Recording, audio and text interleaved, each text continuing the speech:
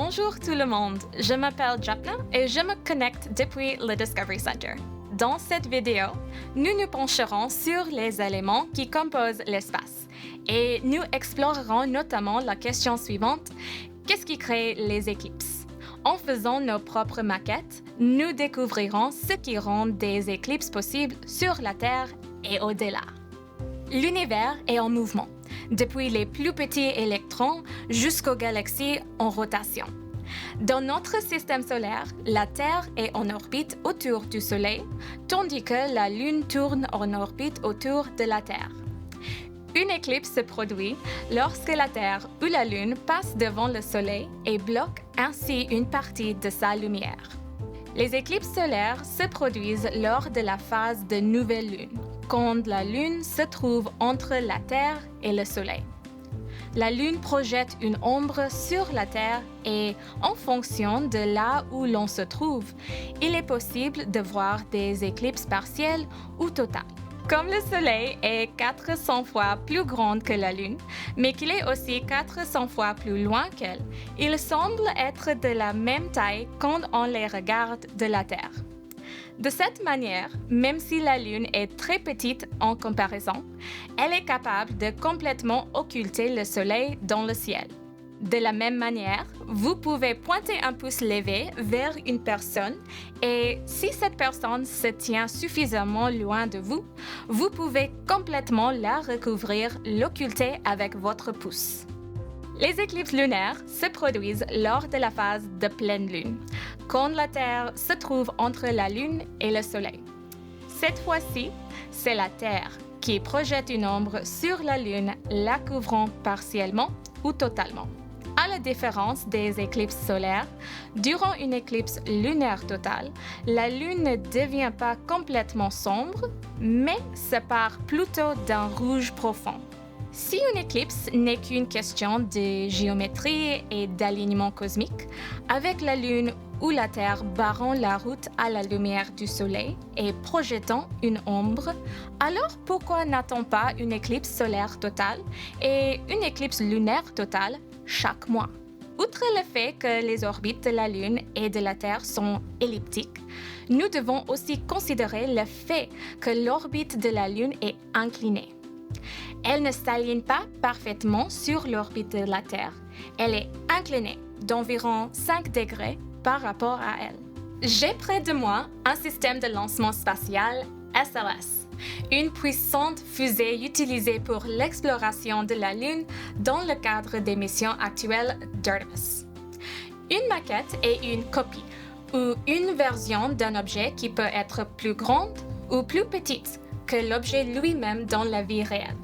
Cette maquette du SLS est 144 fois plus petite que la fusée réelle. Elle ne fait que 0,68 mètres de haut, comparativement à environ 98 mètres dans la vraie vie. Pour illustrer quelle taille peuvent avoir des objets célestes, la manière dont ils se déplacent les uns par rapport aux autres et à quelle distance ils se trouvent réellement dans l'univers, nous pouvons utiliser des maquettes physiques pour mettre en évidence ces relations. Pour vraiment réaliser la taille des objets célestes, il peut être utile d'utiliser des maquettes plus faciles à manipuler. Par exemple, en termes d'échelle, si le Soleil était de la taille d'un autobus, quelle serait la taille de la Terre en comparaison? Un pamplemousse. Quelle serait celle de la Lune? Un raisin. Comment pourrions-nous déterminer la distance à laquelle vous devriez placer le Soleil, la Terre et la Lune sur la base de cette échelle pour que cela soit exact?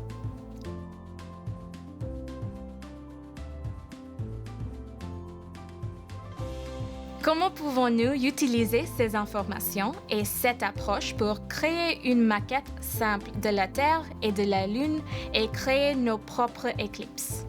Quelles informations avons-nous besoin de recueillir?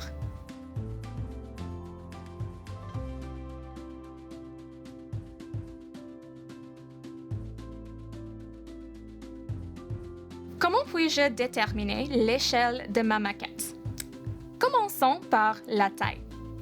La Lune, la vraie, fait environ 3475 km de large, c'est-à-dire que son diamètre fait 3475 km, environ la distance entre Halifax et Calgary. Le diamètre de la Terre est de 12 756 km. Comme la Terre et la Lune sont des sphères, nous utilisons leur diamètre pour parler de leur largeur.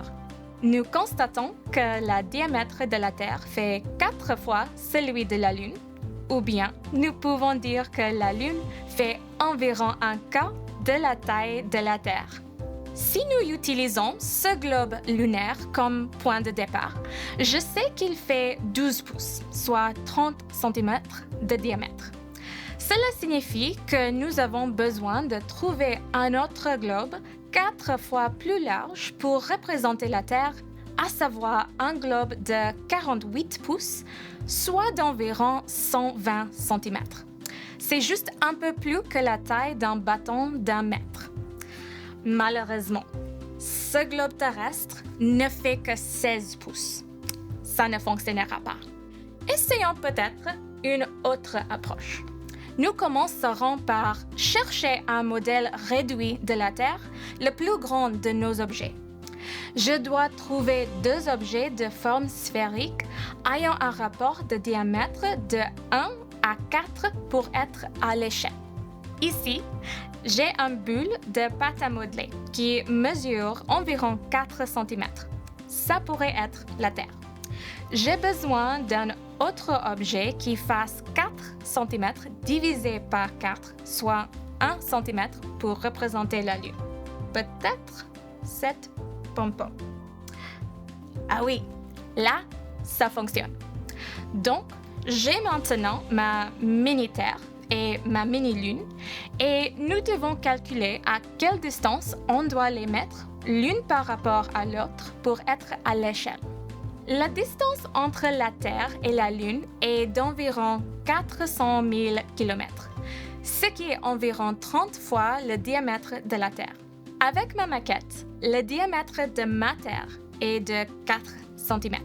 Et donc, je dois placer ma Terre et ma Lune à environ 30 fois 4 cm ou 120 cm de distance l'une de l'autre.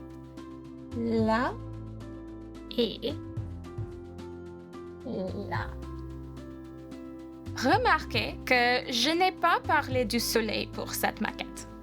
Si nous comparons le diamètre du Soleil au diamètre de la Lune, nous obtenons un rapport de 400 à 1. Cela signifie que le diamètre du Soleil est 400 fois plus grand que celui de la Lune. Pour cette maquette, cela signifie que nous aurions besoin d'une forme sphérique d'environ 400 cm, soit de 4 mètres de large. Puis, nous aurions besoin de placer cette maquette du Soleil à environ 48 000 cm, soit 480 mètres de distance, puisque le Soleil se trouve 400 fois plus loin de la Terre que de la Lune. Nous aurions besoin de placer notre modèle réduit du Soleil à presque un demi-kilomètre de distance au bout de la rue, ce qui ne fonctionnera pas du tout. Pour simplifier les choses, je me contenterai de ne garder que la Terre et la Lune à l'échelle et j'utiliserai une lampe de poche comme source de lumière pour observer la projection des ombres sur la Terre et la Lune. Nous pourrions même utiliser des maquettes comme celle-ci pour représenter les phases de la Lune, les éclipses solaires et les éclipses lunaires. C'est à votre tour maintenant. Choisissez votre propre système planétaire lunaire. Réunissez toutes les informations dont vous avez besoin pour en faire une maquette, un modèle réduit, et considérez ces grandes questions. Les éclipses sont-elles possibles sur d'autres planètes? Comment pouvons-nous utiliser des maquettes pour déterminer si des éclipses solaires et lunaires sont possibles sur d'autres planètes?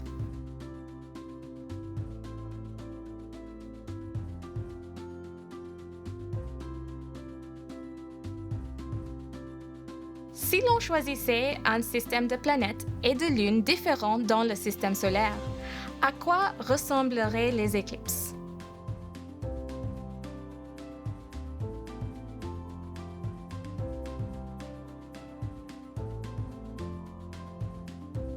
En quoi ces éclipses seraient-elles similaires à celles sur la Terre?